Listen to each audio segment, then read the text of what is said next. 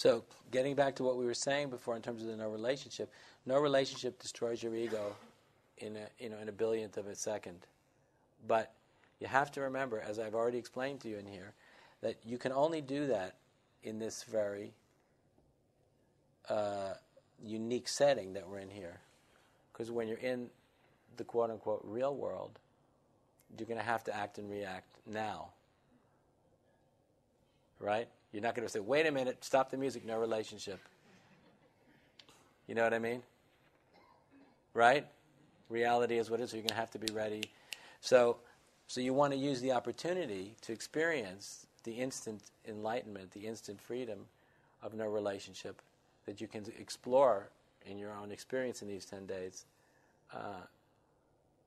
Give yourself the freedom to explore it, because outside of this context, you're not going to have this kind of luxury. Maybe you will for an hour or so, an hour or two a day. But it's just not the same thing. Because you're just not going to have it. You're going to have, the metaphor I always use is you're sitting on your bed, like this, fantastic. And you just, there's no relationship, no thought, you're just totally flowing. And then,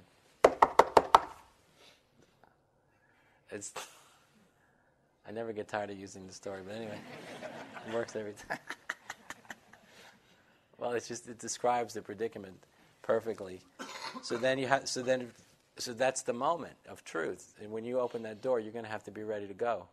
You don't know what's on the other side of that door. You don't know whether, you've just won the lottery or it's the worst possible news you can imagine. You have no idea what's coming, but you have to be ready. You follow? Then you can't withdraw. You can't back down. You have to be ready to respond to whatever it is right in that moment. You follow? Everybody follow? That's just the way it is.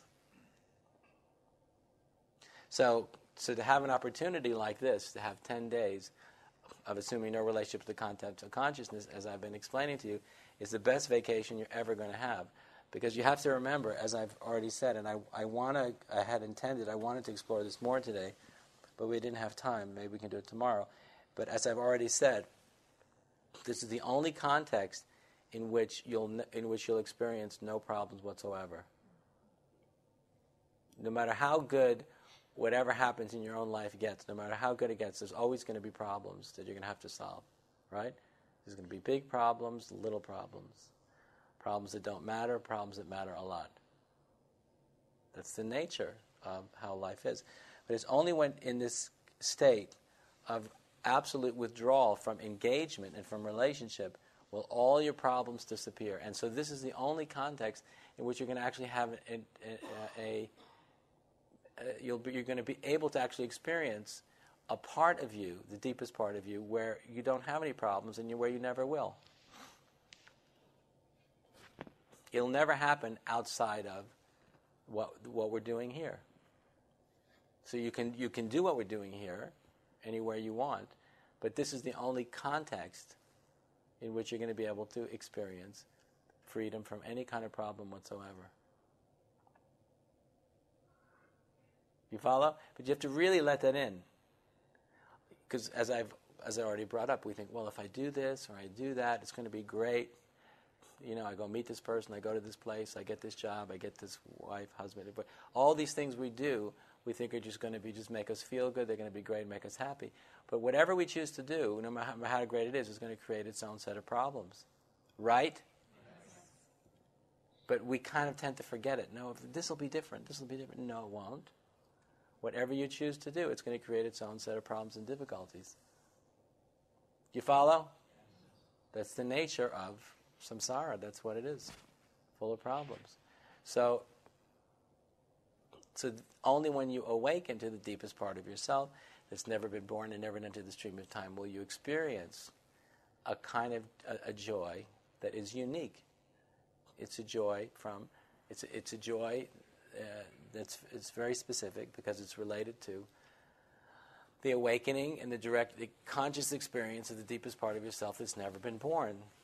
So the part of you that's never been born has no relationship to time or anything that's ever happened in history, and therefore there's a kind of joy and a freedom there that is context specific. it's spiritual joy.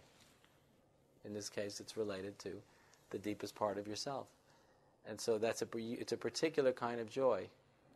And only when you allow yourself to experience that kind of joy, will you know what it's like to experience unconditional freedom.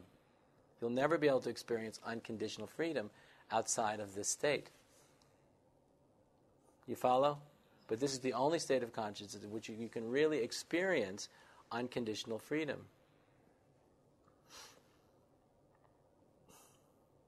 And so the whole point is you want to go very deep with this to gain spiritual self-confidence, to know from your own experience that the deepest part of yourself has never been hurt, wounded, traumatized, victimized, or touched in any way by anything that's ever happened in time. And that'll always be the case no matter what happens in time, in space, to your mind, to your body, to the world. It'll always be the truth.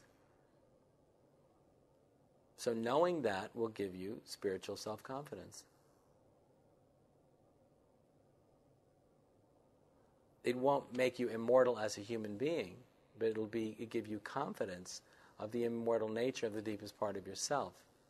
You understand the difference? It's important to get it. So this is all very important. And then this, as you develop in this area of your self, you develop the most essential foundation for higher development. And everybody knows that I'm a teacher of evolutionary enlightenment.